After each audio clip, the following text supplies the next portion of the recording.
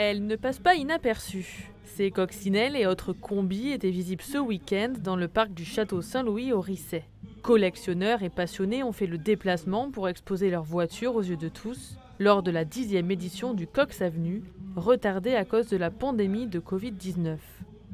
Voilà, un rassemblement Volkswagen dans l'Aube, c'est vraiment exceptionnel.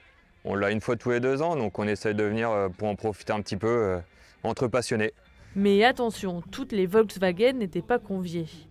Pour cette édition, il fallait posséder une Volkswagen ancienne avec moteur refroidi par air, des modèles allant souvent des années 60 ou 70, au look qui ravit généralement petits et grands. Bah oui, la coccinelle, elle a toujours ce petit capital sympathie. Ça fait sourire les enfants, les grands. On a tous un petit souvenir dans un combi Volkswagen ou dans une coccinelle d'un oncle ou d'une tata. Et donc oui, ça donne le sourire. Et bien souvent, on ne tombe pas dans la coccinelle par hasard. Pour ces passionnés, leur amour pour ce véhicule remonte à loin. Depuis que j'ai l'âge de 18 ans, ma première voiture c'était une coccinelle. Et depuis j'ai enchaîné les coccinelles, les Golf 1, et les recoccinelles et les combis, et voilà, jusqu'à venir au Graal pour moi, la coque ovale. Voilà. Ma première Volkswagen, j'ai eu à 20 ans, donc c'était une 1302 de 72.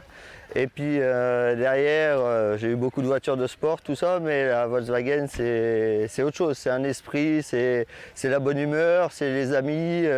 Donc du coup, ce que j'ai voulu racheter, c'est une Volkswagen pour faire profiter de tout ça à mes enfants quoi, aussi.